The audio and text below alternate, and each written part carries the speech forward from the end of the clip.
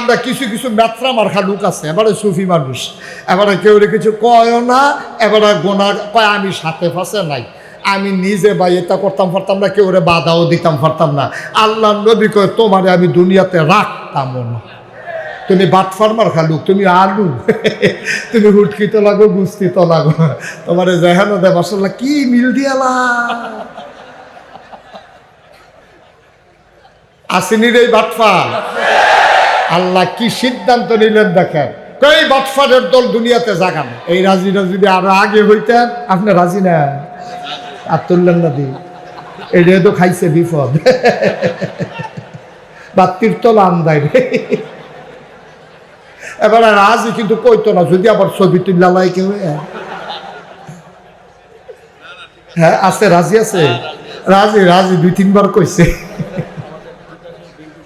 চিনি তো আমি, ওনার সাথে পরিচয় হয়েছে মাহফিলে। মারহাবা কন, সবাই কন মারহাবা। আমি যে নাগাইশের ফিরসা হুজুর মুশতাক ফয়েজি, আমি যদি এখন জিকির শুরু করি লা ইলাহা ইল্লাল্লাহ লা ইলাহা ইল্লাল্লাহ, ফজর পর্যন্ত যদি জিকির করি, কেউ আমার বিরোধিতা করবে না, বরঞ্চ বেরিয়েতে দেশি মুরগির ডিম সিদ্ধ করে ফাড়াইব যে হারে হুজুরে যে জিকির করতে আছে মেহনত হয়ে গেছে গা, বোধ হয় 4-5টা দেশি মুরগার ডিম খাওয়া দরকার আছে। আরেক বেরিয়ে দেখবেন দেশি মুরগা বোনা কইরা ফাড়াইব, বিদেশি ফুতের টেহারা, বিদেশি কম্বলরা, আতর, সুরমা, কাজল, কত উপহার আমার লাগে আইয়া পড়বো লা ইলাহা ইল্লাল্লাহ কইলে। আচ্ছা আমি মুশতাক ফয়েজি লা ইলাহা ইল্লাল্লাহ কইলে চতুর্দিকে হাদিয়া ইয়ে, তোহফা ইয়ে, টেহা পয়সা ইয়ে, এই কথাটাই তো নবীজি 1500 বছর আগে কইছিল। এই লা ইলাহা ইল্লাল্লাহ, আমি যে লা ইলাহা ইল্লাল্লাহ কই, জিকির করি, আমরা দেশের ফির সাহেবরা খানকার ভিতরে, তালিমের ভিতরে, মাহফিলের ভিতরে যেই জিকিরটা করে, আমার নবী 1500 বছর এই জিকিরটাই করছিল, লা ইলাহা ইল্লাল্লাহ মুহাম্মাদুর রাসূলুল্লাহ। তা আমি নাগাইশের ফির সাহেব জিকির করলে আমারে কেউ বাধা দেয় না, কেউ কিচ্ছু কয় না, কেউ কোনো দৌড়ানো দেয় না, টিটকারি মস্কারাও করে না, বরঞ্চ আরো হাদিয়াইয়ে। আর নবীজি যেই মাত্র কইছে সবাই পড়ো লা ইলাহা ইল্লাল্লাহ, বলার সাথে সাথে নবীর আপন চাচা আবু লাহাব, নবীর স্বাস্থ্য চাচা আবু জাহেল, এরপরে মক্কার যারা কাফের ছিল সবাই মিল্লা নবীর আক্রমণ করার জন্য ঘেরাও দিয়ে ফেলছে, নবীর গায়ের ভিতরে পাথর মারলো। আবু লাহাব চিৎকার করে বলল ইয়া মুহাম্মদ তাব্বা আলাক, ও মুহাম্মদ তোমার ধ্বংস হোক। আবু জেহেল নবীকে আঘাত করতে গেল। আমি মুশতাক ফয়েজি লা ইলাহা ইল্লাল্লাহ কইলে কেউ বাধা দেয় না, বরঞ্চ খুশি হয়। আর নবীজি লা ইলাহা ইল্লাল্লাহ কোনে এবার আর আফন চাচায় ফাত্তর মারে, হগলি মিল্লা মারতো ধরে। এখানে একটা রহস্য আছে নাকি নাই? তাহলে বোঝা গেল আমার জিকিরটা নবীজির জিকিরটা সুন্দর হয়। বিষয়টা কি এরকম? আমারতে আমি যেমন সুন্দর করে লা ইলাহা ইল্লাল্লাহ কইতাম পারি, নবীজি এত সুন্দর করে পারছে না নাকি? নবী আমার চাইতে কত কোটি গুণ বেশি সুন্দর বলল, কিন্তু নবী বলার কারণে আঘাত আসলো, আমি বলার কারণে হাদিয়া আসলো। রহস্যটা কি? সমস্যাটা কোন জায়গায়? সমস্যা হলো মক্কার মানুষগুলো আরবি বুঝে। লা ইলাহা ইল্লাল্লাহ নবী যখন কইছে তারা লগে লগে বুঝা লাইছে। আবু জেহেলে কি বুঝছে? তো সমাজের নেতা আছি, হ্যাঁ বুঝা লাইছে, এই তোরা যে শুনতে আস লা ইলাহা ইল্লাল্লাহ কি এটা বুঝছ? কয় না আমরা তো বুঝছি না। কয় লা ইলাহা ইল্লাল্লাহ মানে হইল আল্লাহ ছাড়া কোনো বিধানদাতা নাই, বিচার করুন না নাই, মেল করুন না নাই, সর্দারি করুন না নাই, আল্লাহর বিধান ছাড়া কোনো বিধান নাই, বিধান চলবে শুধুমাত্র আল্লাহ। তা আমি আবু জেহেল যে তোমরা রেলওয়ে সমাজটা চালাইতে আসি, মুহাম্মদের লা ইলাহা ইল্লাল্লাহ কায়েম হয়ে গেলে আমার আবু জেহেলের নেতাগিরি শেষ। ঠিক কিনা কয়? আবু জেহেল কত নেতাগিরি যদি না থাকে তো আমি ভাইতে থাকি তা, তো আমি ওহন বাধা দিত না, পরে বাধা দিলে লাভ হইব কি? এর লেগে আবু জেহেল গিয়া বাধা দিছে। আর টাকা যাক, বাধা দাও, শক্তি প্রয়োগ করো, মুহাম্মদের লা ইলাহা ইল্লাল্লাহ ঠেকাও। তারা ঠেকাইছে ইসলামকে এই জন্য যেন আবু জেহেলের নেতৃত্ব ঠিক থাকে। আচ্ছা আবু লাহাবে বাধা দিল কেনে? আবু লাহাব ছিল তৎকালীন জমানায় সুদি কারবারি, সবচেয়ে বড় সুদখোর। সেই সুদখোর বাধা দিল আবু লাহাব কেন? সে বাধা দিছে এই জন্য, মুহাম্মদে যে কয় লা ইলাহা ইল্লাল্লাহ, তাইলে বিধান চলবে আল্লাহর, সুদের ব্যবসার চলবে না, তাইলে আমি আবু লাহাবের কামাই রোজগার শেষ। সুতরাং তাড়াতাড়ি লা ইলাহা ইল্লাল্লাহ থামাও, টাকা যাক, খেলা সুন্দর হোক, আবু লাহাব এই মুহাম্মদরে থামাও, আমি আবু লাহাবের ব্যবসা চাঙ্গা রাখো। এই জন্য আবু লাহাব নবীজির বিরোধিতা করেছে। ঠিক কিনা কম? আজকে আজকে তুমি সুন্দর করে আল্লাহর দেওয়া বিধানটারে সুন্দর করে মানা শুরু করো, যে কলেজও যেই ফলাটা পড়ে এতে মাসুমের মতো দাঁড়িয়ে হোক, কলেজও ফরুণ্য ফলাটা, ইউনিভার্সিটির ফরুণ্য ফলাটা মাসুমের মতোতে দাঁড়িয়ে হোক, দাঁড়িয়ে হওয়ার লগে লগে তার ক্লাসের ফলাফানি দেখবা টিটকারি মারা শুরু করবো। কি রে তুই হুজুর হয়ে গেছিস কা, তুমি মাতার দেশ নামাজ যদি ফরস তাহলে টিটকারি মারা শুরু হইব। আচ্ছা কলেজের ফলাফানি ভাইয়া মানে টিটকারি মারুক মান্য নেওয়া যায়, তুমি আজ বিয়া করছো, তুমি দাঁড়িয়ে রাখছো, দেখবো তোমার বউ এবারে তোমার টিটকারি মারা শুরু হয়েছে, ঠিক কিনা কম? দাঁড়িয়ে রাখছে, পাঞ্জাবি গাও দেয়, টুপি মাথার দেয়, 5 ওয়াক্ত নামাজ পড়ে, তার শালিয়ে ফোন দিয়ে জিজ্ঞেস আফা দুলাভাইয়ের কি খবর, কতর দুলাভাই কি আছে? হেতাই মনে করছে, শালিয়ে মনে করছে কি অ্যাক্সিডেন্ট হইলো নাকি, কেউ কি তাফা কোনো ক্ষতি হয়েছে, কতর দুলাভাই হুজুর হয়ে গেছে কেন? একটা বাংলাদেশের গোটা সভ্য পৃথিবীতে সব জায়গায় কারণে কারণে সরকার বদল হয়, সরকার বদল হয় গণ অভ্যুত্থানে, সরকার বদল হয় নির্বাচনের কারণে, সরকার বদল হয় কোনো রাষ্ট্রপ্রধানের মৃত্যুর কারণে। এছাড়া সরকার বদলের আর কোনো পদ্ধতি নাই, হয় নির্বাচন, নয় মৃত্যু, নয় জনগণের আন্দোলন। সরকার সব জায়গায় বদল হয়, শুধু বাংলাদেশে না, গোটা পৃথিবীতেই বদল হয়। কিন্তু সরকার বদলের সিস্টেম, রাষ্ট্রীয় অবকাঠামো, ভদ্র পৃথিবী যেদিন থেকে শুরু হয়েছে সব জায়গায় সরকার বদল হয়েছে। একমাত্র বাংলাদেশ তার ব্যতিক্রম, যেখানে সরকার বদল হওয়ার পরে 330 জন মেম্বার অফ পার্লামেন্ট, আমলা কামলা বদুল্লা র্যাব গোয়েন্দা উপদেষ্টা ঊর্ধ্বতন কর্মকর্তা সরকার বদলের সাথে সাথে একসাথে সবাই দেশ ছেড়ে পালিয়ে গেছে। বাংলাদেশ ছাড়ার কোথাও হয় না। কারণ কি বলতে পারবেন? কারণ হইল ওই দাউদ নবীর হেই গ্রুপ, আমরা করতাম না, কেউ কিছু কইতাম না। আমরা কন্যার দলটা যদি আরো শক্ত হইতো, যদি আমরা যারা বলি অন্যায়ের বিরোধিতা করি এই গ্রুপটা যদি আরো শক্ত হইতো, এই জগদ্দল পাথর 17 বছর লাস্টিং করতে পারতো না, ঠিক কিনা কম? আইন হওয়ার পরে মানুষ হয়ে গেছে 2 বার। একদল কয় কত আইন দেখলাম, এই আইন মানলে চলবো, এত সহজে মাছ পাওয়া যাবে না, সারাদিন খাওয়াইয়া মাছ ধরন যায় না, আর মাছ আইয়া কান্দাত লাগে আইন করলে মানি নাকি? একদল ডাইরেক্ট অস্বীকার করে শনিবারে ইচ্ছা মতো মাছ ধরলো, আরেক দল বুদ্ধি করলো শনিবারে যখন মাছ ধরা বন্ধ, আল্লাহ যখন কয় আল্লাহরে সেতাইয়া লাভ কি, যেহেতু আল্লাহর জান্নাতও যাওন লাগবো, তা আল্লাহরে সেতাইয়া তো আল্লাহর জান্নাতও যাওন যেত না, তো শনিবারে ধরন লাগবে, তো ঠেকি তারা করছে কি, তা শনিবারে বান দিয়া রাখতো, রবিবারে ধরতো। আমার মনে হয় এটির বাড়ি বাংলাদেশ হইব। এত বুদ্ধি বাংলাদেশের তারা ছাড়া কেউ এটা ইয়ে পারত না রে। এটা বলতে বাড়ি বোধহয় বাংলাদেশ, তান্ত্রিক এটা শনিবারে বান দিয়া রাখতো, রবিবারে গিয়া ধরতো। আইন মানতে আছে, আইন বাংলাকে ঠিক হবে না, এই জন্য আইন মানতে আছে, শনিবারে বান দিয়া রবিবারে ধরে। আরেক তারা ধরেও না, তারা এটার কাছেও যায় না। মানুষ 3 ভাগ হয়ে গেল, এক তারা ধরবই, আরেক তারা আমরা ধরবো না। খুব খেয়াল করেন, চিকন কথা। এক তারা ধরবেই, অস্বীকার করে ফেললো। আরেক তারা আমরা ধরবো না, কারো কাছে কিছু বলবো না। আরেক তারা আমরা ধরবো না, কাউকে ধরতে দেব না। সুবহানাল্লাহ বলবেন না? মানুষ হলো কয়বার? কথা কেন কয়বার? এক তারা ধরবই, আরেক তারা ধরে না, কেউ কিছু কয় না। আরেক তারা ধরে না, কাউরে ধরতে দেয় না, কয় যে আমরা কাউকে ধরতে দেবো না, আল্লাহর আইন, আল্লাহর আইন লঙ্ঘন করতে কাউকে দেব না, এটা আমরা সিদ্ধান্ত, ডিসিশন। একদল লোক 3 দল লোক ভাগ হয়ে গেছে গা। এক তারা ধরে, আরেক তারা ধরে না, মাতেও না, আরেক তারা ধরেও না, কেউ ধরতে দেয়ও না। আল্লাহ তাবারক ওয়া তাআলা এবার কি করলেন? এই যে এই কারবারটি যে মানুষ করতেছে, আল্লাহ দেখে না কি দেখে না? আল্লাহ দুনিয়ার মানুষের মতো না। দুনিয়ার মানুষ বলে একটা, করে আর একটা, ঠিক কিনা? দুনিয়ার মানুষ অসুখে পড়লে একরকম, ভালো হয়ে গেলে আর একরকম, নদী পার হওয়ার আগে একরকম, নদী পার হয়ে গেলে আরেক রকম, ক্ষমতায় থাকার সময় একরকম, ক্ষমতা চলে গেলে আরেক রকম, ঠিক কিনা? ক্ষমতায় থাকার সময় দেখবেন এমন কথা কয় যেটা পারবে না এইটাও কয়, ঠিক কিনা কন? পারবে না, সে জানে নিশ্চিত আমি এটা পারবো না, তারপরেও কয়।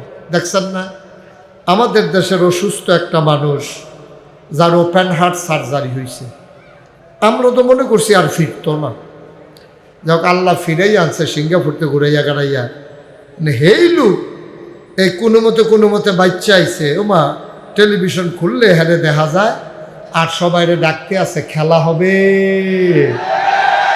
আজব কারবার, তুমি ফার মোবাইলগুলো কার বাজে একটু বন্ধ করে দেন। খেলা হবে এটা বলতে গেলে আমি খেলা জানা লাগবে না, হে জানে যে মঞ্চ টঞ্চ লইয়া ফইরা জিজ্ঞায় দুইজনে তিনজনে দইরা খেলা করাই দেওয়ান লাগে। হেই বেড়ায় যদি খেলা হবে কয় সেতুডনের কথা না, তো ফলাফাইনে চেষ্টা করছে নামেন, ফলাফাইনে নামছেও বাহেবরা ভাগ্যে গেছে, ঠিক কিনা কও? আমার আল্লাহ রাব্বুল আলামিন তিনি যা বলেন তিনি তাই করে দেন, তিনি কখনো ওয়াদা খেলাফ করেন না। ওয়াদা খেলাফ করা আমার আল্লাহর জন্য শোভাও পায় না। তিনি নিজেই নিজের ব্যাপারে ওয়াজ করে দিলেন, আল্লাহ বলেন ইন্নাকা লা তুখলিফুল মিআদ। আমার আল্লাহ এমন আল্লাহ, তিনি যা ওয়াদা করেন ওয়াদার খেলাফ করা আমার আল্লাহর জন্য শোভা পায় না। বলেন সুবহানাল্লাহ। আল্লাহ কয় উদউনি আস্তাজিব লাকুম, ও বান্দা তুই আমারে ডাক দে, ডাক দিতে দেরি কবুল করতে দেরি নাই, ঠিক কিনা? আল্লাহর কাছে চাইতে দেরি, আল্লাহ দিতে দেরি করেন না।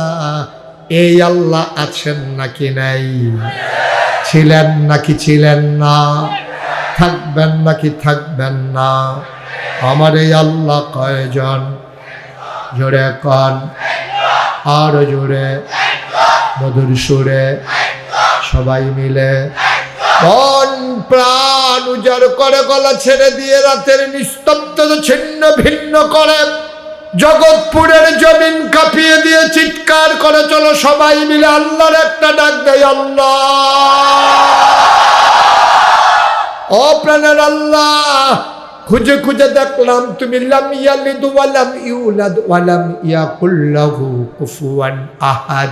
তিনি কারো থেকে জন্ম নেন নাই, কাউকে জন্ম দেন নাই।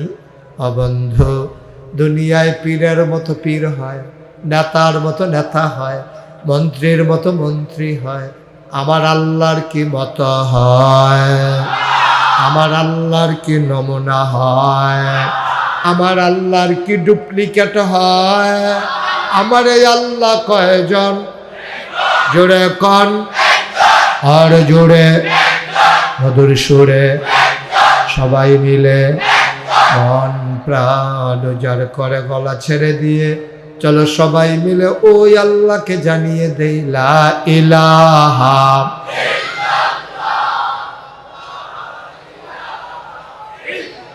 জোরে জোরে লা ইলাহা, আর জোরে লা ইলাহা, মধুর সুরে লা ইলাহা, মাশাআল্লাহ লা ইলাহা।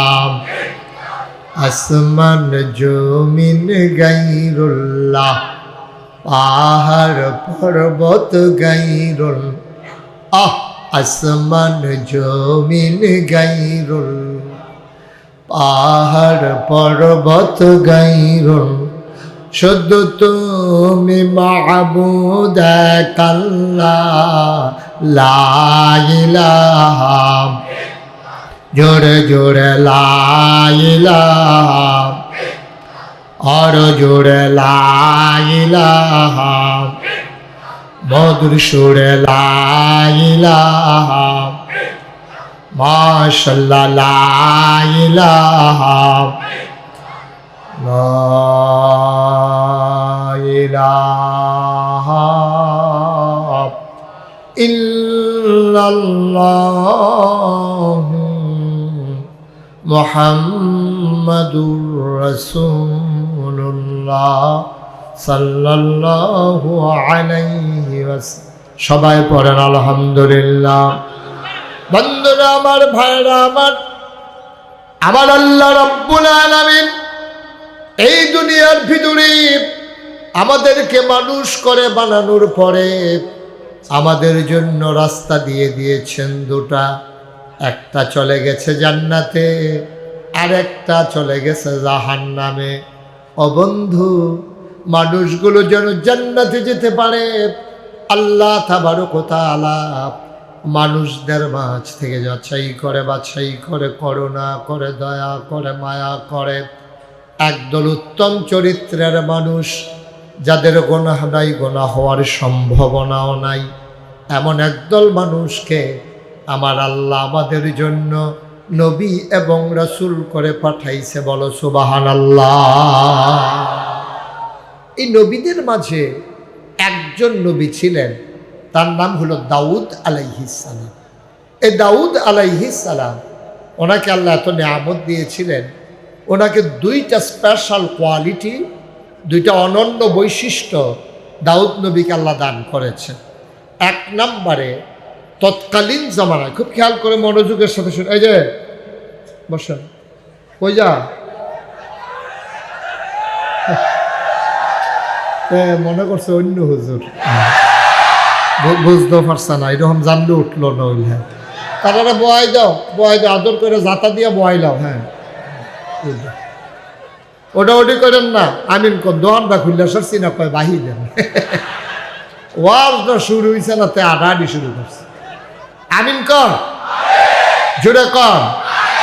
দাউদ নবীর জামানায় মানুষের লোহার ব্যবহার ছিল বেশি। লোহা দিয়া মানুষ বাড়িঘর বানাতো, লোহা দিয়া বাসন পেয়ালা বানাতো, লোহা দিয়া মানুষ পায়ের জুতা বানাতো, মাথার টুপি বানাতো, সব লোহার ব্যবহার। ওরা লোহাকে পুড়াইয়া পুড়াইয়া বিভিন্ন শেইবে আপনার বিভিন্ন আকৃতি ধারণ করাইতো। আল্লাহ তাবারক ওয়া তাআলা এবার দাউদ আলাইহিস সালামকে এমন ক্ষমতা দিলেন, ইনি যখন লোহার একটা টুকরা, মনে করেন 1 কেজি বাটখারা না, এটারে যদি হাতের ভিতরে লইয়া বিসমিল্লাহ করে তিনি মুঠ করতেন, সবাই দেখতো আঙ্গুলের সিফা দিয়া ফাঁকি দিয়া পানি পড়তে আছে। হাত খোলার পরে দেখতো ওই 1 কেজি বাটখারা পানি হয়ে পড়ে গেছে। সুবহানাল্লাহ বলবেন না? যেরকম সুবহানাল্লাহ। কোন জায়গায় সুবহানাল্লাহ কোন লাগে আপনার আন্তাজ আছে না? ইনশাল্লাহ বুঝবো তো, কয়ে নেবেন, আমার জন্য দেরি করার দরকার নাই, বলেন সুবহানাল্লাহ। তো এই আঙ্গুলের সিফা দিয়া পানি পড়তে এত ক্ষমতা ওনার ছিল, লোহাকে তিনি এমনভাবে ব্যবহার করতেন। আর একটা সুন্দর জিনিস আল্লাহ ওনাকে দান করেছেন, ওইটার নাম হইল সুন্দর কণ্ঠ। অনেক সুন্দর কণ্ঠ ওনাকে। ওই জমানার মানুষ গান বাজনা খুব পছন্দ করত, সুন্দর কণ্ঠের মানুষকে মানুষ খুব বেশি পছন্দ করত। আল্লাহ দাউদ নবীকে এমন সুন্দর কণ্ঠ দিলেন, আপনি ঘটনা শুনলেই বুঝবেন। মনে করেন আপনার তালুকদার পাড়া, জগৎপুর তালুকদার পাড়া, মসজিদের উপরে একদল মানুষ দেখতে আছে, একদল পাখি এরকম ডানা খুইলা দিয়া দাঁড়াইয়া রয়েছে একেবারে মসজিদের বরাবর উপরে, উড়ে না, থেমে গেছে। তখন সব মানুষ দেখে চিন্তা করলো, কি ব্যাপার, এখানে মসজিদের উপরে কি হইল যে তো হাজার হাজার পাখি এসে গেছে।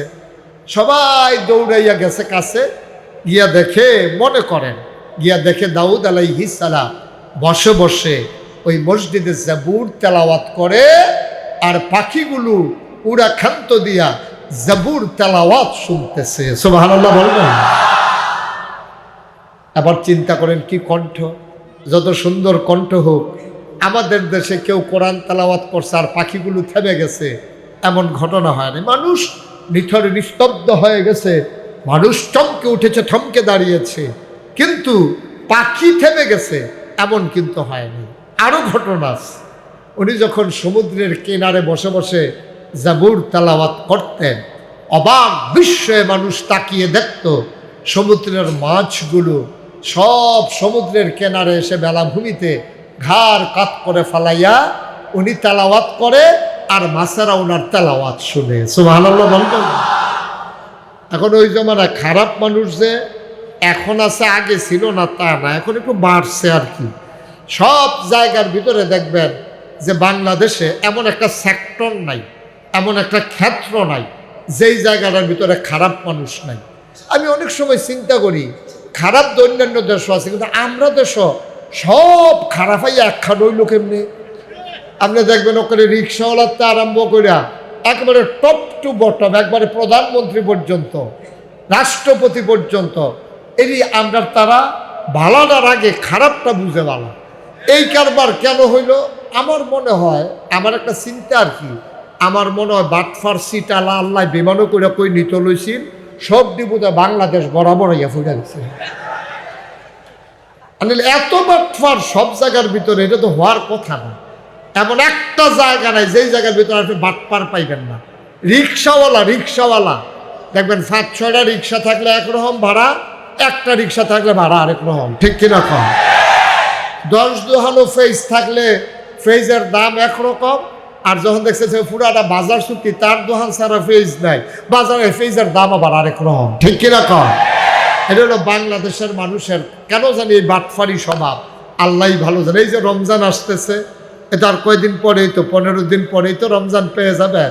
এই রমজান হচ্ছে আল্লাহর পক্ষ থেকে নিয়ামত, আল্লাহর পক্ষ থেকে নিয়ামত। আল্লাহ রসুল বলেছেন, মান সামা রমাদানান ঈমানান ওয়া ইহতিসাবান গফিরা লাহু মা তাকাদ্দামা মিন যামবি। যে ঈমান ইহতিসাবের সাথে পরিপূর্ণ বিশ্বাস নিয়ে, আস্থা নিয়ে রমজানের 1 মাসের রোজা রাখবে, আল্লাহ তাবারক ওয়া তাআলা তার অতীতের সমস্ত গুনাহগুলো আল্লাহ মাফ করে দেবেন। সুবহানাল্লাহ বলবেন না? দেখে আমার কথা না নবীজির কথা? এই ব্যাপারে আমাদের কোনো সন্দেহ আছে? কথা কয় না সবাই, কোনো সন্দেহ আছে? আমাদের কারো কোনো সন্দেহ নেই।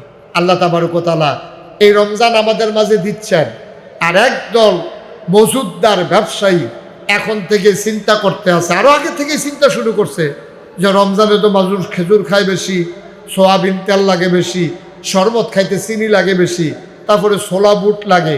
দেখবেন সবার তার দোকানও জায়গা হয় না, বাইক শহীদ তোলে আইনা সেটা, তারপরে মাল থুবাইতে আছে রমজানে বাড়াইয়া বেচার জন্য। না হুজুবিল্লাহ বলবেন না? আল্লাহ কি সুযোগ দিল সওয়াব কামার জন্য?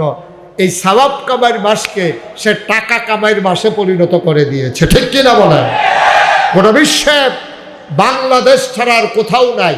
সব জায়গায় রমজানে আপনার বিভিন্ন দেশে, আমরা তো আল্লাহর খাস মেহরবানি বিভিন্ন জায়গায় যাওয়ার সুযোগ হয়, বিভিন্ন দেশে রমজান আসলে মানুষ ছাড় দেয়, কমিয়ে দেয়, মালের দাম কমিয়ে দেয়, যে আল্লাহর মেহমানেরা রোজা রাখবে, এই রোজা রেখে রেখে ইফতার খাবে, সেহেরি খাবে, আমিও তার অংশীদার হব। বাংলাদেশ ছাড়া সকল দেশে আপনার দ্রব্য পণ্যের মাল কমে যায়, খাদ্য পণ্যের মাল কমে যায়, দাম কমে যায়, আর বাংলাদেশে সব জিনিসের দাম বেড়ে যায়, ঠিক কিনা কম? না, বাংলাদেশেই সম্ভব। মায়া নাই, ভালোবাসা নাই, মহব্বত নাই, ভালোবাসা আসলে নাই, কিন্তু ভ্যালেন্টাইন্স ডে এর দিন ফুল কিনা ভালোবাসা আছে। আসলে কোনো ভালোবাসা নাই, শিয়াল কুকুরের থেকে নিকৃষ্ট হয়ে গেছে। বাইরে দিয়া দেখায় যে ভালোবাসা, আসলে ভালোবাসা না, একটু হইলেই দেখা যায় ভালোবাসা কার এখন, ঠিক কিনা কম? এই আদর করে ফুল দিতে আছে, একটু বনসানা এই আবার মুড়াইতে আছে। ভালোবাসা জাগাত শেষ।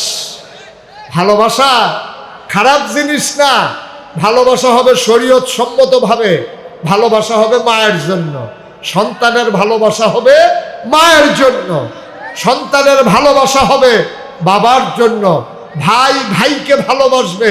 এটাই তো আল্লাহ দেয়া। আল্লাহ তো এই ভালোবাসার উপরেই গোটা পৃথিবীটাকে টিকাই রাখছে, ঠিক কিনা কন? সন্তান যদি স্বামী তার স্ত্রীকে ভালো না বাসতো, তাইলে এত পরিশ্রম করে সে জমিনে কাজ করতে পারতো না, সে এত মেহনত করতে পারতো না। নিজের খাবারের জন্য এত মেহনত করা লাগে না, এত মেহনত করে নিজের স্ত্রীর জন্য, নিজের সন্তানের জন্য, সবাই মিলে যেন খুশিবাসি থাকতে পারে। ভালোবাসার কোনো দিন নাই, ভালোবাসার কোনো ক্ষণ নাই, ভালোবাসা ধনী গরিব নাই, ভালোবাসার কোনো বিনিময় নাই, ভালোবাসাই, এটার কোনো সময় নির্ধারণ নাই, 24 ঘন্টাই ভালোবাসা, ঠিক কিনা বলো? দিনের 24 ঘন্টা, সপ্তাহের 7 দিন, মাসের 30 দিন, বছরের 12 মাস, সব সময় মানুষের প্রতি মানুষের ভালোবাসা থাকবে। এটাই হচ্ছে আল্লাহর দেয়া বিধান, এটাই হচ্ছে আল্লাহর দেয়া মানুষের সাথে মানুষের সম্পর্ক। আর আমরা ভালোবাসাকে জেটিয়ে পিটিয়ে বিদায় করে একটা দিনের সাথে আমি সম্পৃক্ত করেছি। গত রাত্রে আমার মাহফিল ছিল ফেনীতে। আমি ফেনী থেকে রাতে যখন শহরে ঢুকেছি কুমিল্লা, তখন রাতের 2টা বাজে। আমি দেখলাম রাস্তার মুড়ে মুড়ে ফুল বিক্রি হচ্ছে, আর যুবক যুবতী ছেলে এবং মেয়েরা রাস্তার ভিতরে অবাধে রিক্সার হুট খুলে ঘুরতেছে, ছবি উঠাচ্ছে, আনন্দ করছে। ধ্বংসের জন্য এর চাইতে বড় আর কারণের দরকার নাই, ঠিক কিনা? মুসলমানের সন্তান আমরা, মুসলমানের সন্তান। আহারে মুসলমান, মুসলমান মন দিয়ে শুনো রে ভাই। এই দাউদ আলাইহিস সালাম তিনি যখন সমুদ্রের কিনারে জাবুর তেলাওয়াত করে, সমুদ্রের মাছগুলো সমুদ্রের কিনারে চলে আসছে তেলাওয়াত শোনার জন্যে। মুসলমানের জন্য পবিত্র দিনের নাম জুমাবার, শুক্রবার, আজকের দিন। সুবহানাল্লাহ কয় না? খ্রিস্টানদের জন্য পবিত্র দিন হইল রবিবার, আর ইহুদিদের জন্য পবিত্র দিন হইল শনিবার। ইহুদিরা শনিবারকে বেশি মহব্বত করত, তারা ভালোবাসত, পবিত্র দিন মনে করত। এবার যখন সমুদ্রের কিনারে মাছ চলে আসে, ওই জমানার মানুষগুলো আনন্দের সাথে মাছগুলো ধরে ধরে খেয়ে ফেলতো, বিক্রি করত। মাছ আসতো তেলাওয়াত শোনার জন্য। নবীর নাম কি? দাও। কিতাবের নাম কি? জাবুর। অসংখ্য ধন্যবাদ, সচেতন নাগরিক আমাদের, না? কিতাবের নাম, নবীর নাম। এখন দাউদ নবী শনিবারে তারা দরখাস্ত দিছে মাসারা, যে প্রত্যেক দিন তো সম্ভব না, আর দাউদ নবীরও তো প্রত্যেক দিন টাইম নাই, তো প্রত্যেক দিন বাদ দিয়া শনিবারে উনি কোরআন এই জাবুর তালাওয়াত করবে। মাছের আইসা সব ভিড় করতেছে আপনার এই রাস্তা, এই সমুদ্রের কিনারে। সমুদ্রের কিনারে যখন মাছেরা ভিড় করতে আসে, আর দাউদ নবী জাবুর তালাওয়াত করতেছে, আজব কারবার কি জানেন? তখন মাছেরা দাউদ নবীর কাছে দরখাস্ত, খুব খেয়াল করেন মনোযোগের সাথে, দাউদ নবীর কাছে মাছেরা দরখাস্ত দিছে, দাউদ আলাইহিস সালাম, আমরা তো আপনার তেলাওয়াত শোনার জন্য আসি, মানুষগুলো তো আমাদেরকে ধরে ফেলে, আর মানুষ মনে করছে আমরা কি বোকা? মাছ মেরা সারাদিন খাওয়াইয়া মাছ পাওয়া যায় না, আর কান্দা তাইয়া মাছ লেগে রয়েছে, ধরতে সমস্যা কি? সবাই মিললে মাছ ধরতো।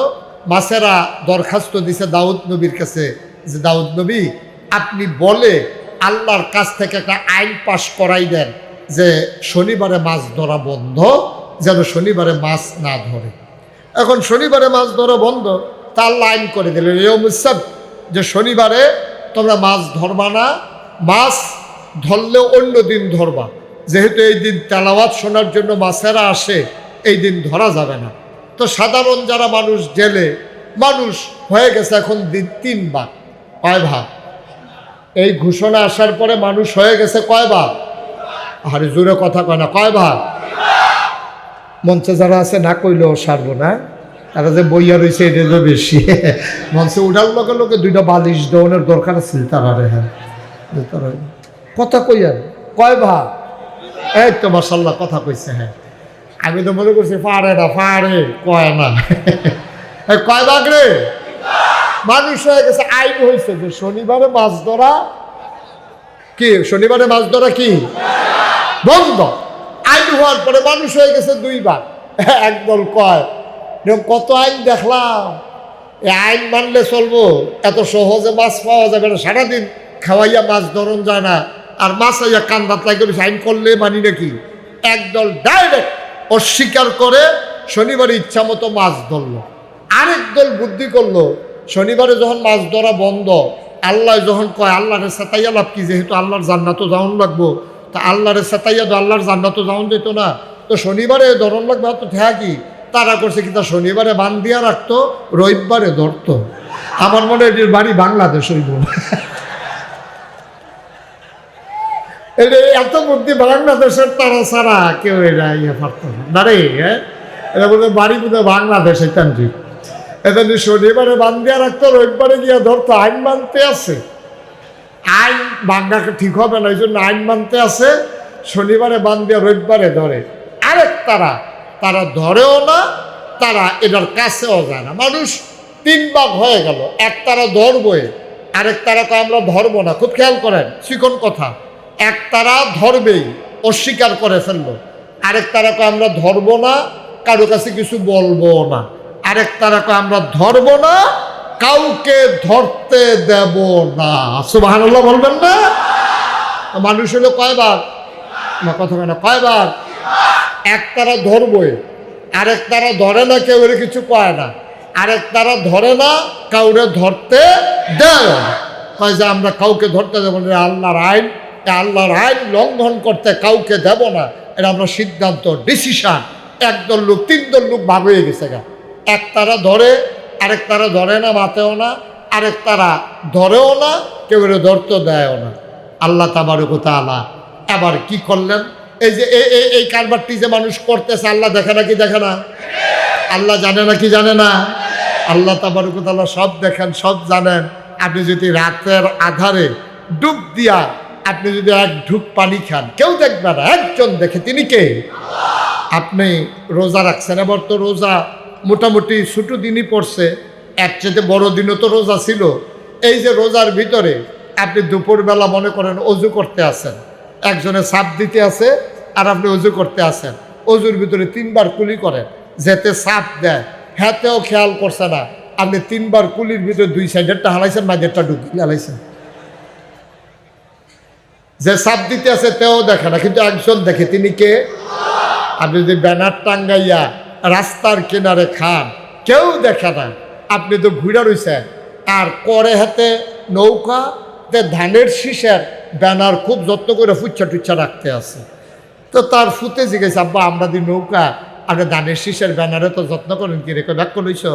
রমজান আইলে দেখবা ফিসে দিয়া টাঙ্গান রাখবো, এর লেগেতে যত্ন করে রাখতে আছে। ব্যানার টাঙ্গাইয়া যেন জহান খুললা খাওয়ান যায়। নাউজুবিল্লাহ বলবেন না? জোরে বলবেন না নাউজুবিল্লাহ? এখন দাউদ নবীর জমানায় মানুষ হয়েছে কয় ভাগ?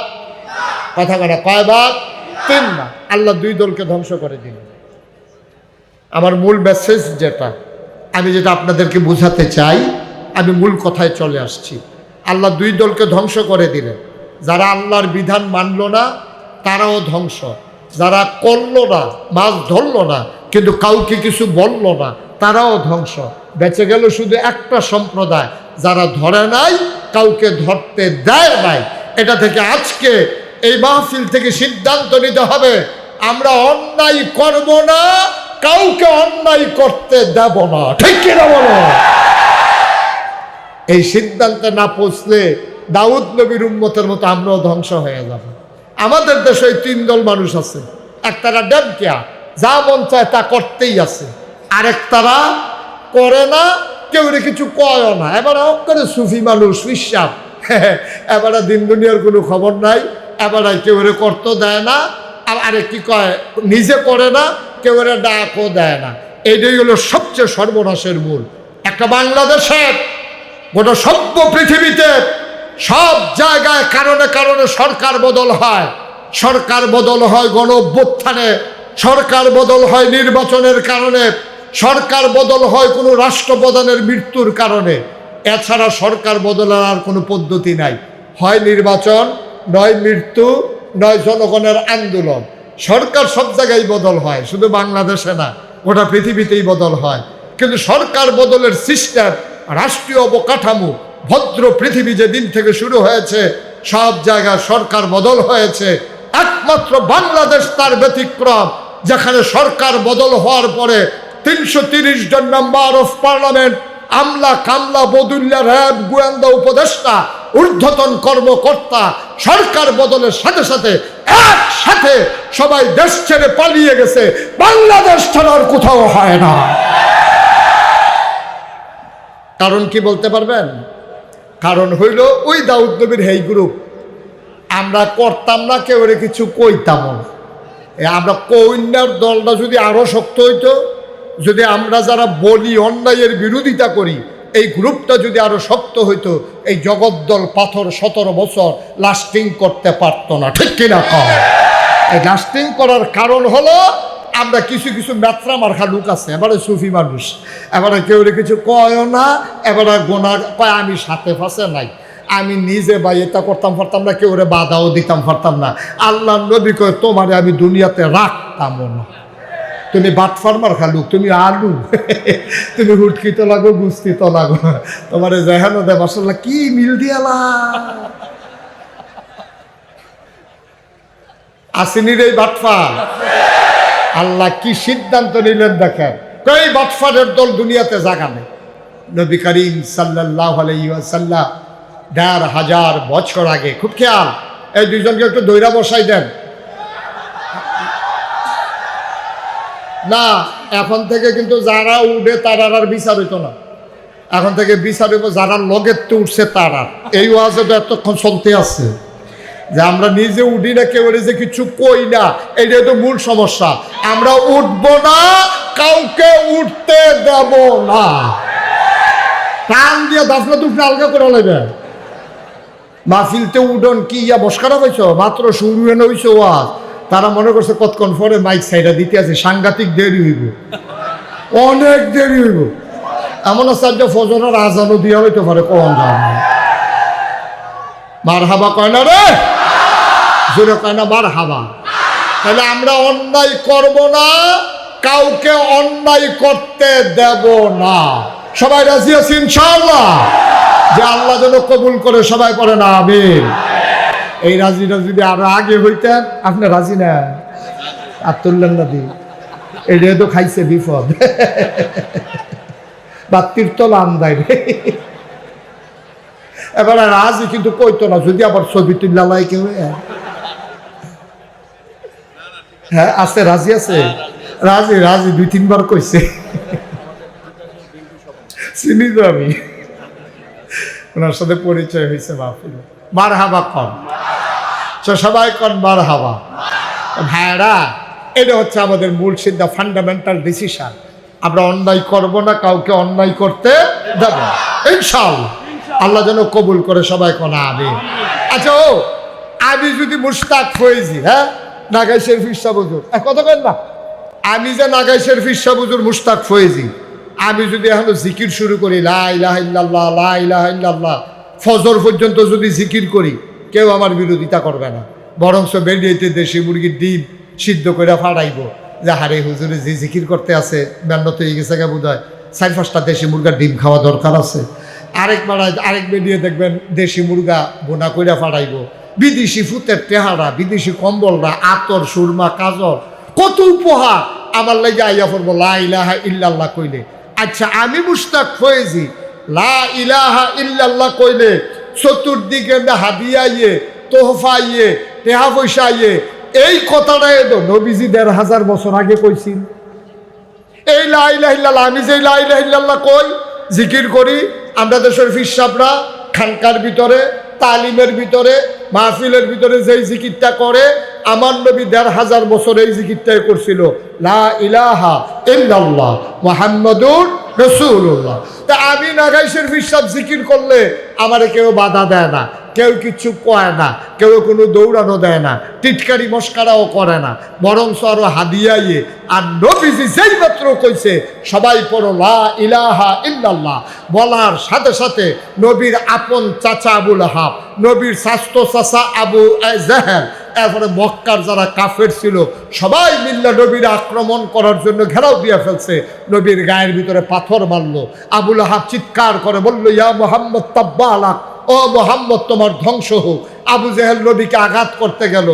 আমি মুশতাক ফয়েজি লা ইলাহা ইল্লাল্লাহ কইলে কেউ বাধা দেয় না, বরঞ্চ খুশি হয়। আর নবীজি লা ইলাহা ইল্লাল্লাহ কোনে এবার আর আফন চাচায় ফাত্তর মারে, হগলি মিল্লা মারতো ধরে। এখানে একটা রহস্য আছে নাকি নাই? তাহলে বোঝা গেল আমার জিকিরটা নবীজির জিকিরটা সুন্দর হয়। বিষয়টা কি এরকম? আমারতে আমি যেমন সুন্দর করে লা ইলাহা ইল্লাল্লাহ কইতাম পারি, নবীজি এত সুন্দর করে পারছে না নাকি?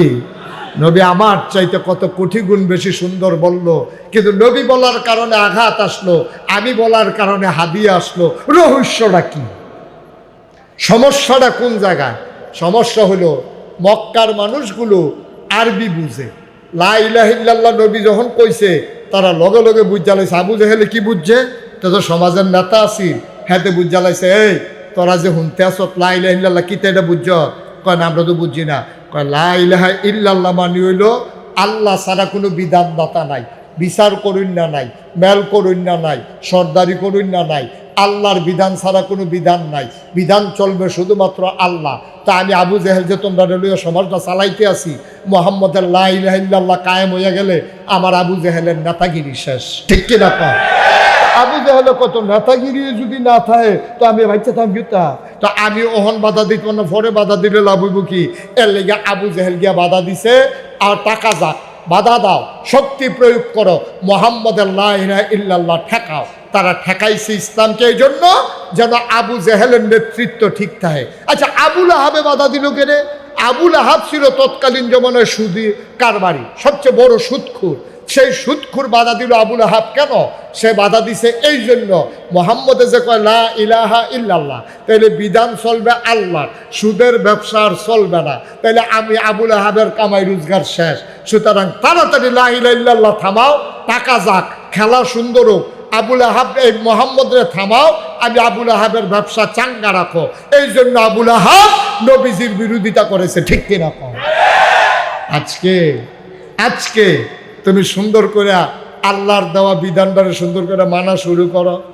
যে কলেজও যেই ফলাটা পড়ে এতে মাসুমের মতো দাঁড়িয়ে হোক, কলেজও ফরুণ্য ফলাটা, ইউনিভার্সিটির ফরুণ্য ফলাটা মাসুমের মতোতে দাঁড়িয়ে হোক, দাঁড়িয়ে রাখনের লগে লগে তার ক্লাসের ফলাফানি দেখবা টিটকারি মারা শুরু করবো।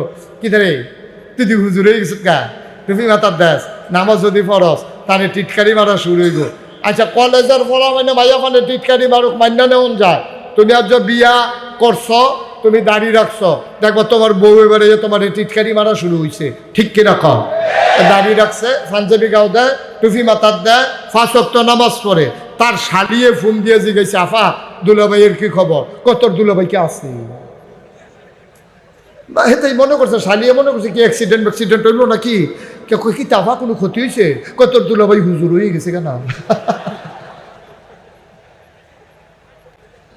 দুলাভাই বিলু হুজুর হয়ে গেছে। মুসলমান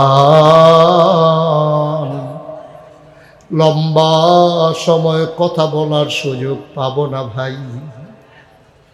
অতিতাসের মুসলমান, পার্শ্ববর্তী এলাকার মুসলমান, মন দিয়ে শুনো রে ভাই, আল্লাহর নবী থেমে যাওয়ার মানুষ না।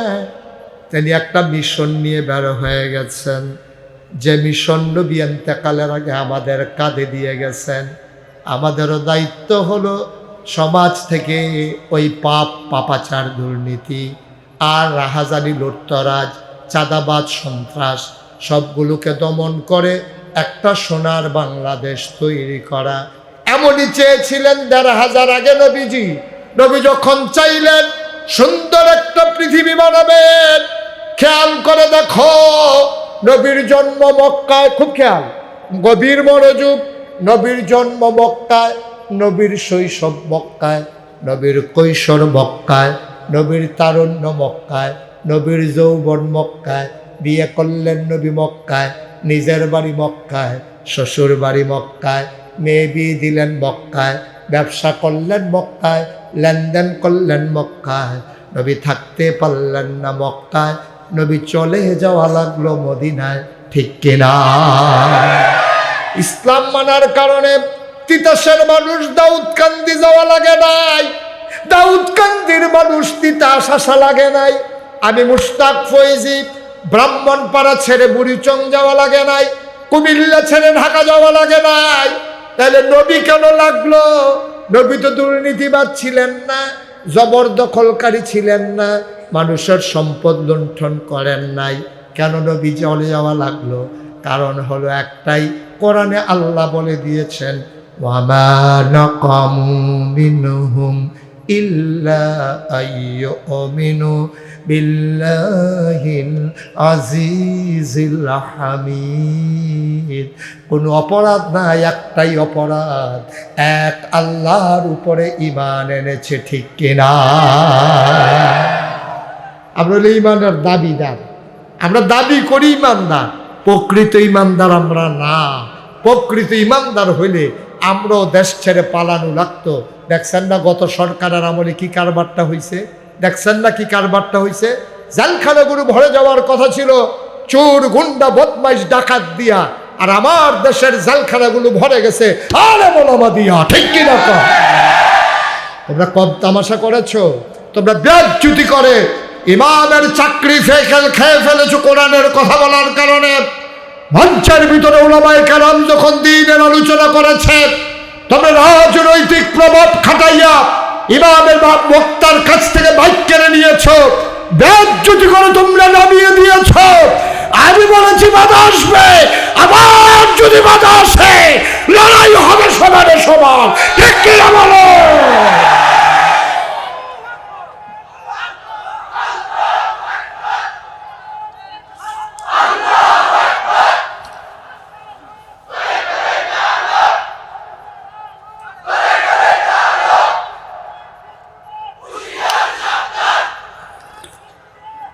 সবাই পড়েন আমিন, জোরে পড়েন আমিন। ৯২ জন লোক মুসলমানের দেশে, যে দেশ মসজিদের দেশ, যে দেশ মাদ্রাসার দেশ, যেই দেশে নেংটির বদলে হক্কানি পীর মশায়েখ আলেম ওলামা লুঙ্গি পরা শিখিয়েছে, হারামের জায়গায় কলমা পড়তে শিখিয়েছে, টিকির বদলে টুপি পড়তে শিখিয়েছে, শ্রীর জায়গায় মোহাম্মদ লিখতে শিখিয়েছে, যেই দেশে ৯২ জন লোক মুসলমান আশার নামাজ পড়ে দুরূদ পড়তে পড়তে যে দেশের মুসলমান ঘুমোতে যায়, ফজরের আজান শুনলে আমার তাদের ঘুম ভাঙে, এই বাংলাদেশে মুসলমানের দেশে টকশুন নামে একজন প্রগতিশীল, তথাকথিত প্রগতিশীল বুদ্ধিজীবী নামের কলঙ্ক, ওরা কোথায় কোথায় ইসলামের বিরোধিতা করেছে। ঠিক কিনা বলো? আমি বলেছি ঢাকা রাজধানীতে শীততাপ নিয়ন্ত্রিত কক্ষে বসে পুলিশ পাহারায় ইসলামের বিরোধিতা করা সহজ, পাল্লাতি দেশের জমিনে এসে বলো পিঠের চামড়া নিয়ে ঢাকা যাওয়া যাবে না। আল্লাহ যেন হেফাজত করে। সবাই পড়ে না আমিন। বন্ধুগণ, নবীকে থাকতে দেওয়া হলো না মক্কায়, তিনি চলে গেলেন মক্কায়। মুসলমান, মক্কা ছেড়ে নবী চলে গেলেন মদিনায়। নবীকে মক্কায় থাকতে দেওয়া হলো না। যেই নবী হেঁটে গেলে মাথার উপরই মেঘের ছায়া, মেঘমালা ছায়া দিয়ে যায়। যেই নবী পাথরের উপর দিয়ে হেঁটে গেলে নবীর কদমের সম্মানে পাথর তোলার মতো নরম হয়ে যায়। এই নবীজি মক্কায় থাকতে পারলেন না, চলে যাওয়া লাগলো মদিনায়।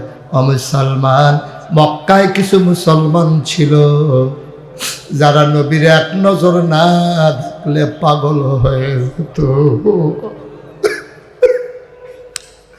মায়েরা আমার, বোনেরা আমার, গভীর মনোযোগ। আল্লাহর নবী চলে গেলেন রাতের আধারে।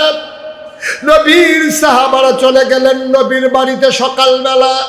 গিয়া দেখে নবী নাই। নবী গেল কই, নবী গেল কই? সবাই বলে আমরা জানি না কোথায় গিয়েছে। আন্দাজ করেছে সাহাবারা নবী বোধহয় মদিনায় চলে গেছে। একজন আল্লাহর মাকবুল বান্দা, পেয়ারা বান্দা, নবীর একজন আদরের সাহাবা, নাম ছিল আব্দুর রহমান ইবনে আউফ। তিনি নবীর বাড়িতে গেলেন, গিয়ে দেখেন নবী নাই।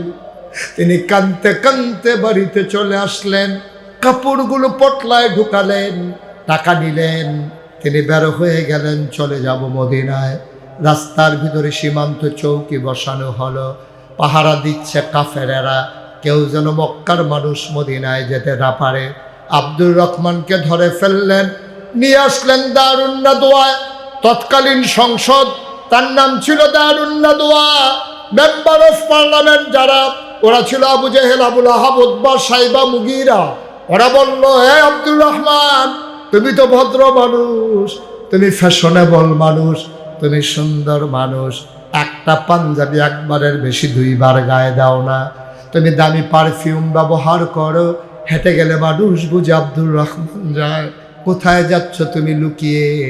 আব্দুর রহমান চোখের পানি ছেড়ে দিলেন, ডাক দেয়া কয়, ভাইয়ারা আমার আটকে রাইখো না, বাড়ির জায়গায় বাড়ি রইল, ঘরের জায়গায় ঘর রইল, ও ভাই আমারে ছেড়ে দাও, আমি চলে যাব মদিনায়। কয় কেন মদিনায় যাবা? কয় যে এই মক্কায় নবী নাই, এই মক্কায় আব্দুর রহমান বাঁচবে না।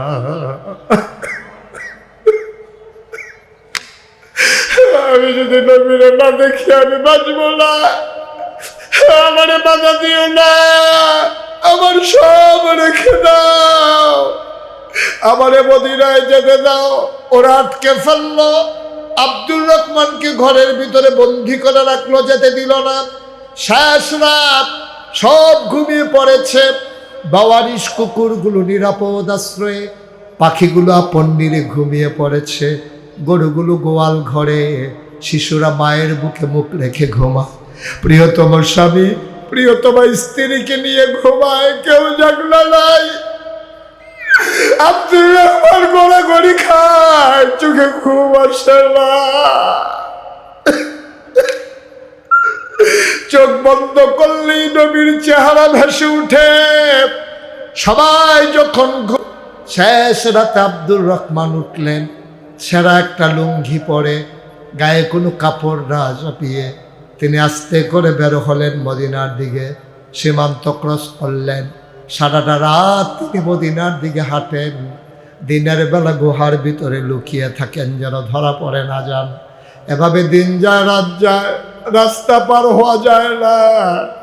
এমনি ঘুরতে ঘুরতে ঘুরতে ঘুরতে, খানা নাই, গোসল নাই, ঘুরতে ঘুরতে একদিন চলে গেলেন। একটা জায়গায় যাওয়ার পরে দেখলেন সকাল হয়ে যাবে। তিনি একটা খেজুরের বাগানে গিয়ে লুকোলেন। মনে করলেন সারাটা দিন লুকিয়ে থাকবো, রাতের বেলা আবার হাঁটা শুরু করব। শেষ রাত, আব্দুর রহমান কান পেতে শুনলেন কে যেন দূর থেকে ডাকে, আসসালাতু খায়রুম মিনান নাওম। তিনি বুঝে ফেলছেন আমি মদিনার কাছাকাছি চলে আসছি। তিনি আস্তে করে বের হয়ে গেলেন, একেবারে আওয়াজ লক্ষ্য করে আগালেন। ঠান্ডা পানি দিয়ে অজু করলেন, মসজিদের ভেতরে ঢুকলেন। আব্দুর রহমান কাউকে চিনে না, আব্দুর রহমানকেও কেউ চিনে না। নবীজি ঢুকলেন, নামাজ হয়ে গেল। নবীজির একটা অভ্যাস ছিল, তিনি ঘুরে বসতেন সাহাবাদের দিকে, সবার সাথে কথা বলতেন, খোঁজ খবর নিতেন। আল্লাহর নবী বললেন সবাই ভালো আছো? সবাই বলে ইয়া রাসূলুল্লাহ আমরা সবাই ভালো আছি। হঠাৎ করে আল্লাহর নবীর নজর পড়ে গেল কোনায়। তাকাইয়া দেখে একটা মানুষ বসে আছে, চুল তার উস্কো খুস্কো, দাড়িগুলো তার এলোমেলো, ধুলায় মাখা চেহারা, পেট আর পিঠ একসাথে লেগে গেছে, গায়ের ভিতরে কাপড় নাই, চোখ তার গর্তে, গালগুলোর হাড্ডি বের হয়ে গেছে। আল্লাহর নবী কয় ওই মানুষটা কে রে? এমন একটা মানুষ ছিল আমার মক্কায়, তার নাম ছিল আব্দুর রহমান।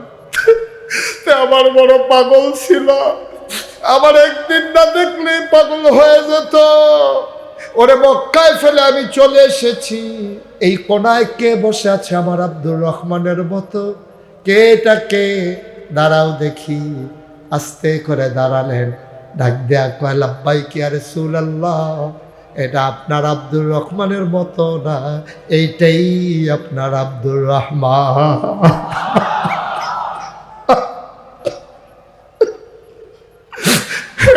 আপনার আব্দুর রহমান, আমি আপনার আব্দুর রহমান।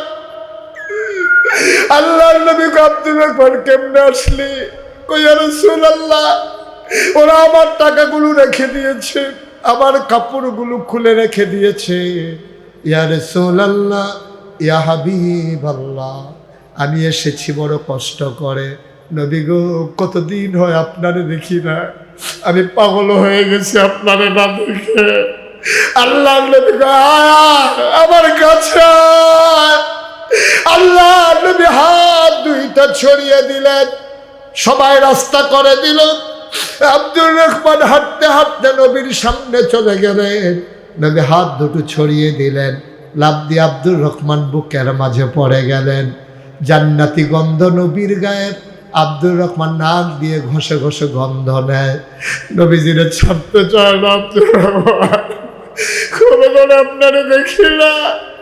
নবী কি অন্যায় আমার ছিল গোলামি। আমি তো কারো উপরে কোনো জুলুম করি নাই, আমি তো কারো সম্পদ লুণ্ঠন করি নাই, কোনোদিন ধমক দেওয়া কাউর একটা কথাও বলি নাই। ওরা আমাকে কেন আটকে দিল? আমাকে আসতে দেন। আমি লুকিয়ে লুকিয়ে এসেছি নবী।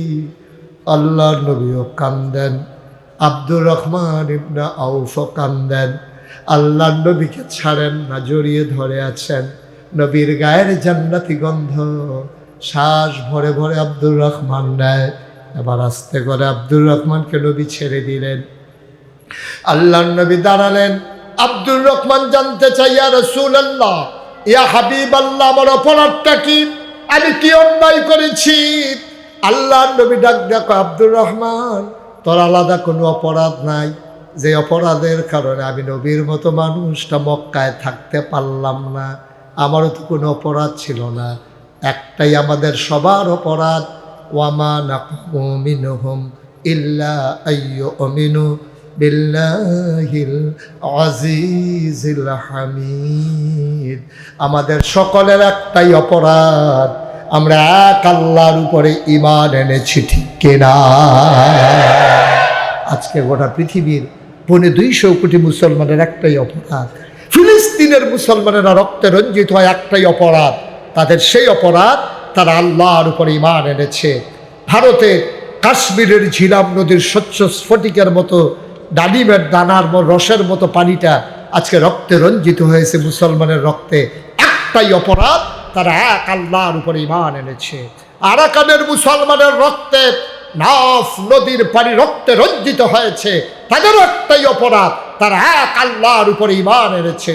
আজকে বাংলাদেশে ওলামায়ে কেরাম, সাধারণ মুসলমান, আমাদের একটাই অপরাধ, আমরা এক আল্লাহর উপরে ঈমান এনেছি। আমরা জানিয়ে দিয়েছি, এ পথ কখনো কুসুমাস্তীর্ণ ছিল না, এ পথ কণ্টকাকীর্ণ, এ পথে চলতে গেলে পা হবে রক্তে রঞ্জিত, পিচ ডালা পথ হবে রক্তে রঞ্জিত। সুতরাং এ পথ কখনো সহজ পথ ছিল না, এ পথ আমাদের জন্য কঠিন পথ।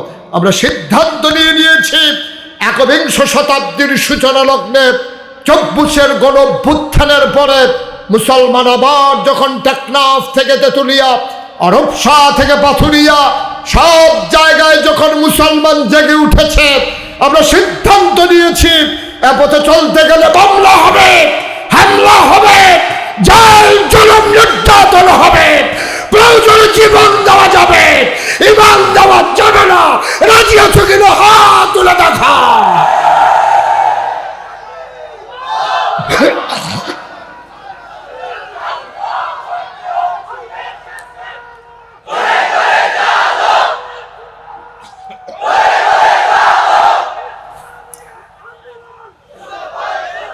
সবাই পড়ে না আমিন, জোরে পড়ে না আমিন। বন্ধুগণ, আমার আদরের মাসুম যে নাগাইশ দরবার পরিচালনা পর্ষদের সারা বাংলাদেশ থেকে বাছাই করা লোকজনের মাঝে সে হচ্ছে মজলিসে শুরার অন্যতম সদস্য। আপনাদের মানুষগুলোকে একত্রিত করে তার একটাই উদ্দেশ্য, দুনিয়াবি কোনো চাওয়া পাওয়ার হিসাব নাই।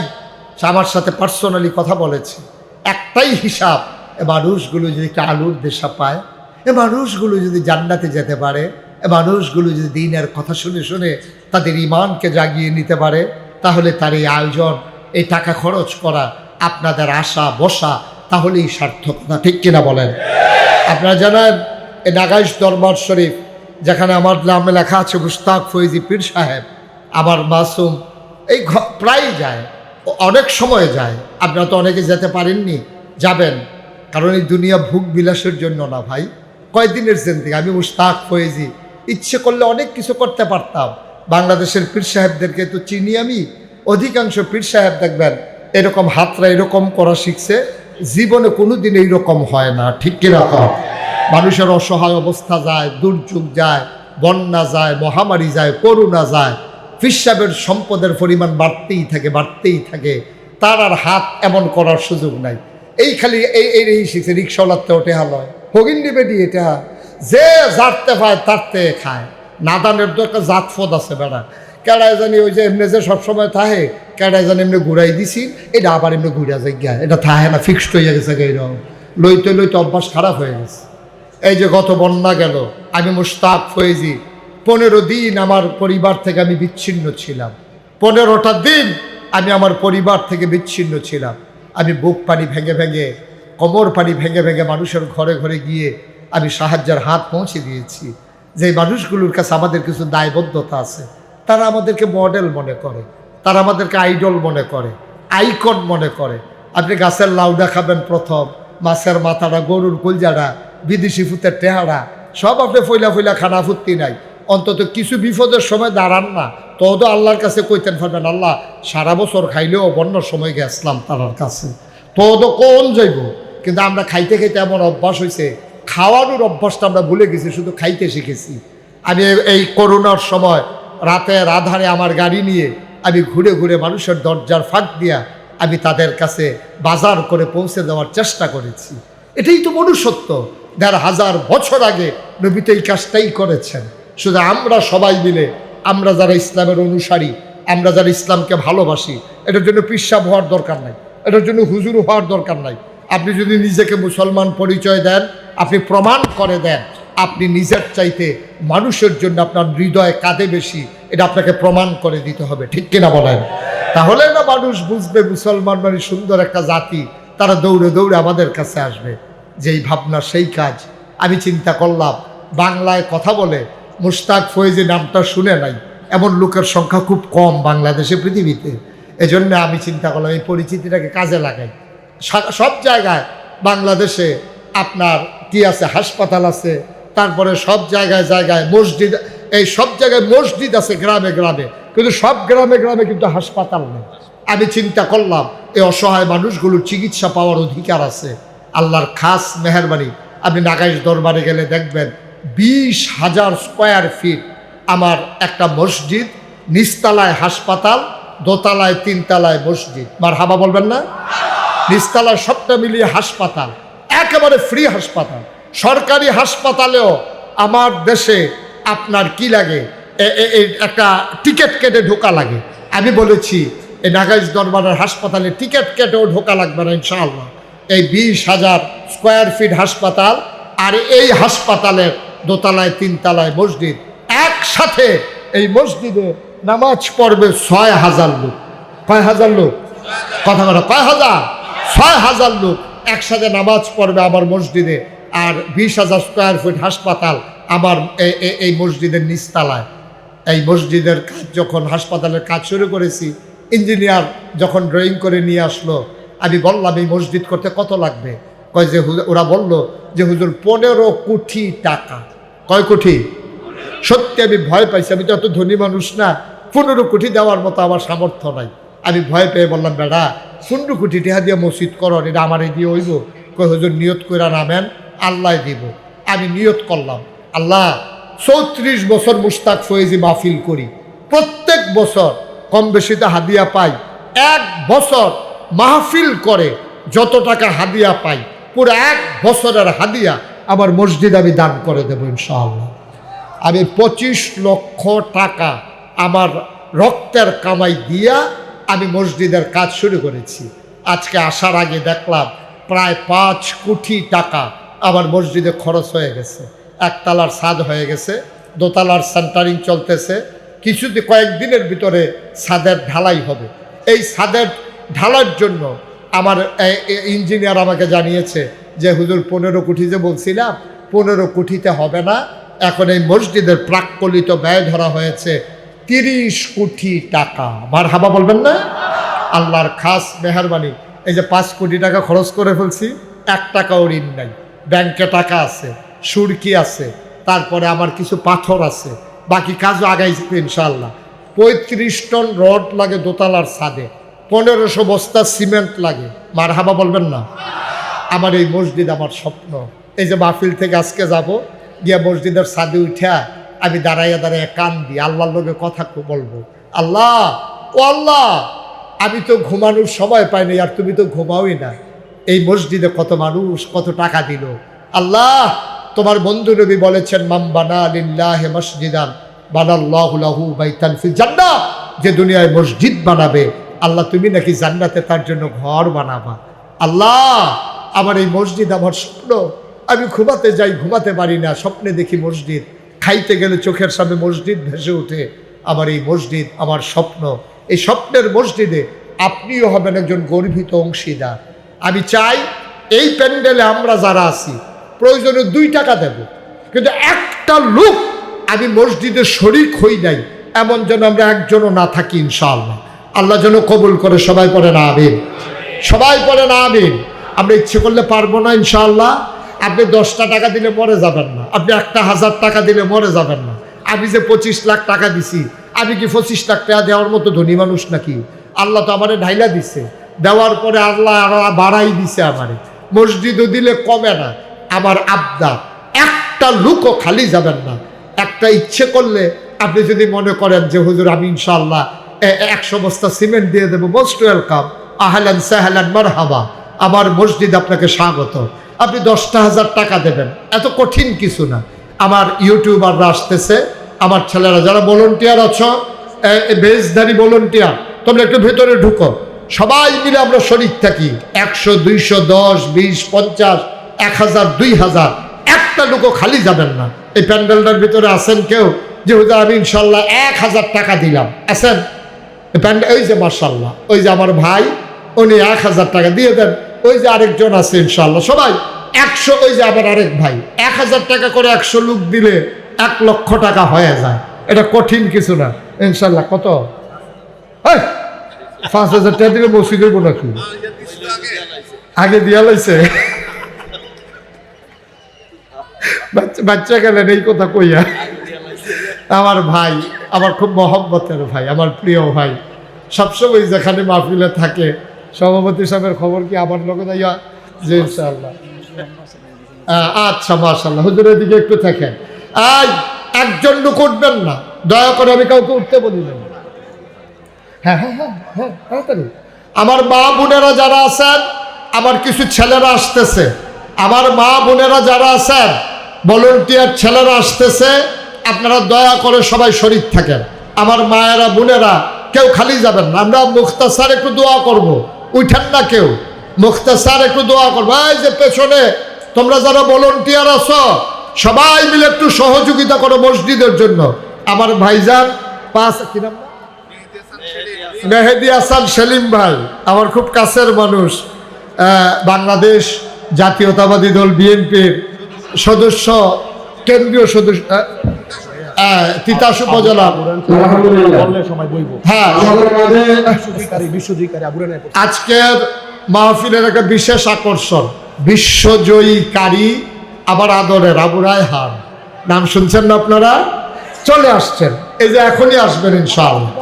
সবাই বসেন। আসার নামাজের পরে আবু রায়হান আসার নামাজ পড়াবে, তার সুললিত কণ্ঠের তেলাওয়াত দিয়ে আমার আবু রায়হান আমাদেরকে নামাজ পড়াবে ইনশাআল্লাহ। আমার আবু রায়হান চলে এসেছেন, আসার নামাজ পড়াবেন।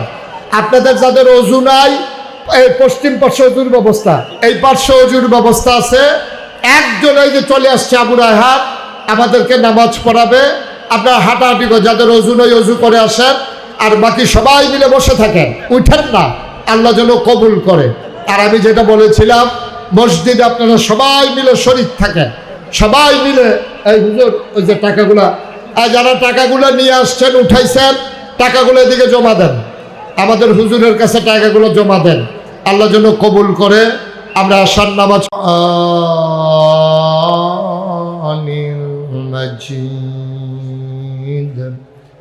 وفي فرقانه الحميد।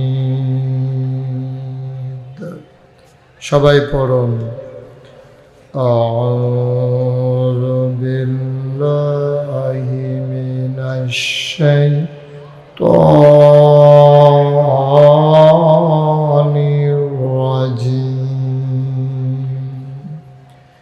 بسم الله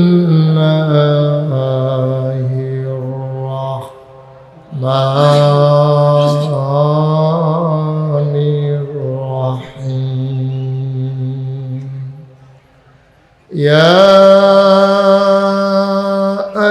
أيها النبي اتق الله ولا تطع الكافرين والمنافقين إن الله كان عليما حكيما واتبع ما يوحى إليك من ربك إن الله كان بما تعملون خبيرا وتوكل على الله وكفى بالله وكيلا إن الله وملائكته يصلون على النبي يا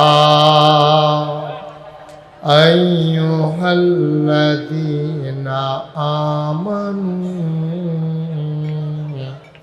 صلوا عليه وسلموا تسليما اللهم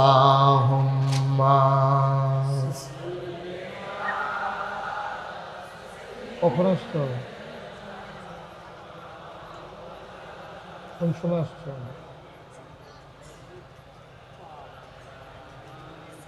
আজকে আসছো না কালকে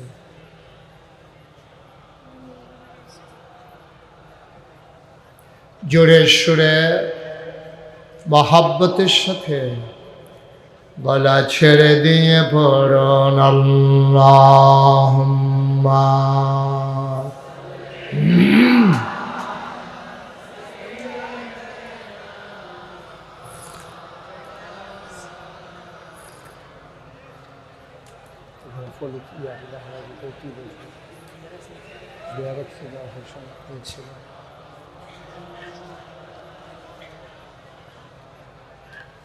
জীবন যদি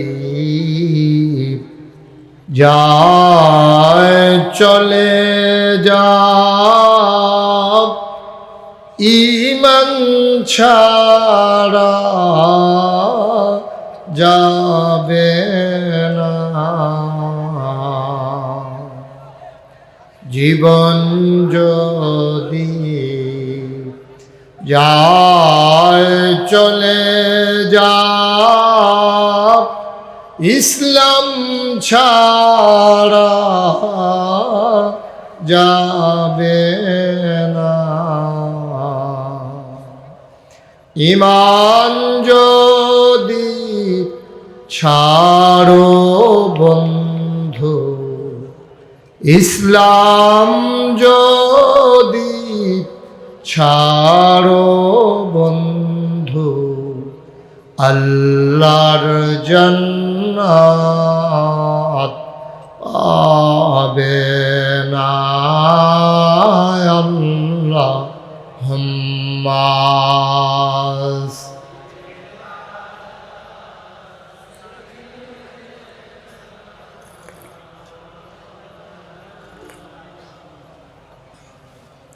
وعلى آله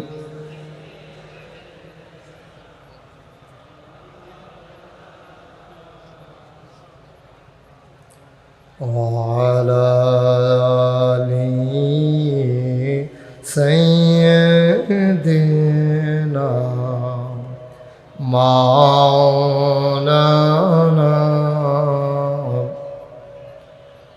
لا إله إلا الله لا إله إلا الله لا إله إلا الله لا إله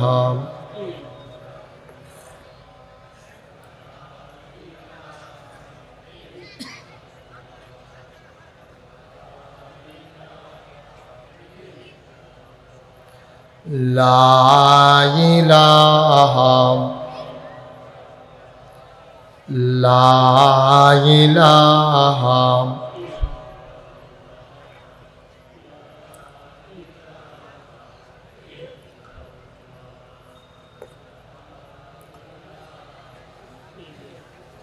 لا إله إلا الله محمد رسول الله صلى الله عليه وسلم اللهم صل وسلم ওয়াবারিক আলাইহি সবাই পড়ি আলহামদুলিল্লাহ জোরে পড়ি আলহামদুলিল্লাহ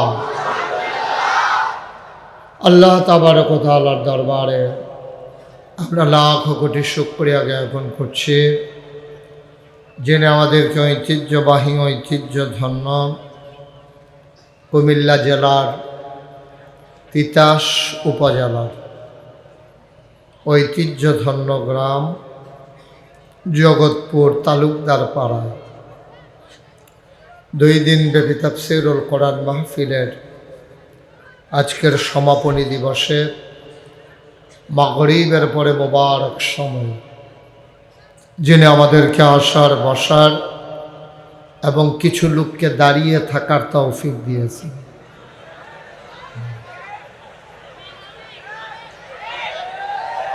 যিনি আমাদের আজকের এই মাহফিলে কবুল করে নিয়েছেন আমরা মাহবুদের দরবারে মাহবুদের শিখানো কালেমা দিয়ে শুকরিয়া আদায় করি সবাই পড়ি আলহামদুলিল্লাহ আজকের আয়োজনের সম্মানিত সভাপতি আজকের যিনি আয়োজক সার্বিক ব্যবস্থাপক এবং যিনি আমাদের হোস্ট আমার হৃদয়ের কাছের মানুষ ঐতিহ্যধন্য নাগাইশ দরবার শরীফের মাজলিসে সুর আর সম্মানিত সদস্য বিশিষ্ট ব্যবসায়ী সমাজসেবক আমার আদরের ধন কলিজার টুকরা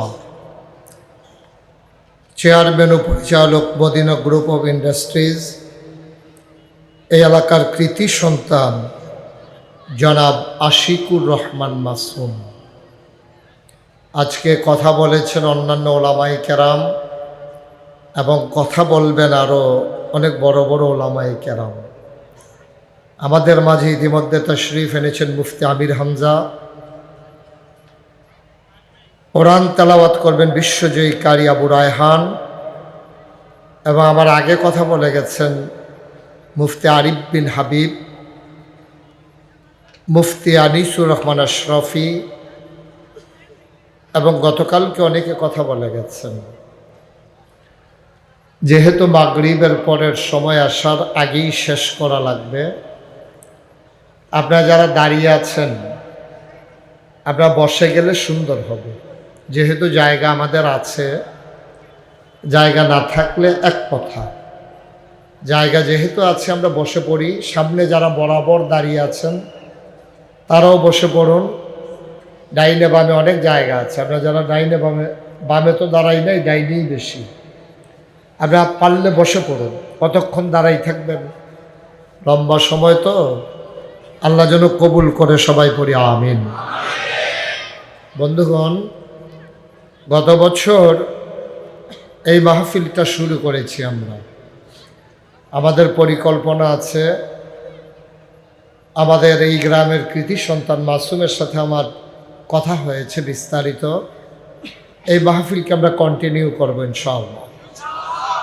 আমরা এগিয়ে নিয়ে যেতে চাই একদিন হয়তো আমি থাকব না আমার আদরের মাসুম থাকবে না আপনারা যারা আছেন অনেকেই মুরব্বী ওইটা তো বলা যাবে না না তারাও হয়তো অনেকে থাকবেন না কিন্তু মাহফিলটা আমাদের থাকবে ইনশাআল্লাহ সুললিত কণ্ঠে কোরআনুল কারীম থেকে তেলাওয়াত শুনিয়েছেন আমার আদরের ধন মাসুমের সুযোগ্য কন্যা, কি নাম না, মাদিহা রহমান। আমি তার তেলাওয়াত আগেও শুনেছি একা একা, আর আজকে সবাইকে আপনাদেরকে তেলাওয়াত শুনিয়েছে। আল্লাহ যেন তাকে হাফেজা আলেমা হিসাবে কবুল করেন, সবাই পড়ি আমিন। বন্ধুগণ, এই প্যান্ডেলে আমরা যারা এখানে এসেছি হাজার হাজার মানুষ, আমাদের একটা লক্ষ্য উদ্দেশ্য আছে। কেন এসেছি আমরা? আমাদের একটাই উদ্দেশ্য, আমরা আল্লাহ তাবারক ওয়া তাআলার সন্তুষ্টি চাই, ঠিক কিনা বলেন? এবং আল্লাহর কাছে বিনিময় চাই। আপনি যেই কাজই দুনিয়াতে করবেন, এই সকল কাজের বিনিময় আপনার জন্য অপেক্ষা করছে। ভালো করলে যেমন বিনিময় আছে, খারাপ করলেও তার বিনিময় আছে। একটা কাজও ফাও যাবে না। আপনি যা করতেছেন সব কিছুর বিনিময় আল্লাহ আপনাকে দান করবেন। আল্লাহ তাবারক ওয়া তাআলা নিজেই জানিয়ে দিয়েছেন যে তোমরা আমার কাছে চাও। দুইজন মানুষকে আল্লাহ বড় অপছন্দ করেন, যারা আল্লাহর কাছে চায় না এবং যারা সুন্দর করে সালামের জবাব দেয় না। এই দুই দল মানুষকে আল্লাহ খুব বেশি অপছন্দ করেন। তাইলে আমরা চাইবো কার কাছে? গত বছর না আপনাদের আওয়াজ আরো বেশি আছিল? গত বছর তো দিনে আসছিল, এই জন্য একটু বেশি ছিল না? সবাই আওয়াজ করে বলবেন আমরা চাইবো কার কাছে? দিতে পারেন যিনি, তিনি কে? আল্লাহর কাছে চাইলে আল্লাহ দেন নাকি দেন না? প্রমাণ আছে নাকি নাই? আমার আল্লাহ রাব্বুল আলামিন কোরআনুল কারীমে কত সুন্দর করে ওয়াজ করে দিলেন। আল্লাহ বলেন লা ইন শাকারতুম লা আযীদান্নাকুম। নিয়ামত পেয়ে যদি শুকরিয়া আদায় করবে, যেই নিয়ামত পেয়ে শুকরিয়া আদায় করবে, শুকরিয়া আদায়ের কারণে ওই নিয়ামত আমার আল্লাহ আরো বহুত গুণে বাড়িয়ে দেবেন। বলেন সুবহানাল্লাহ।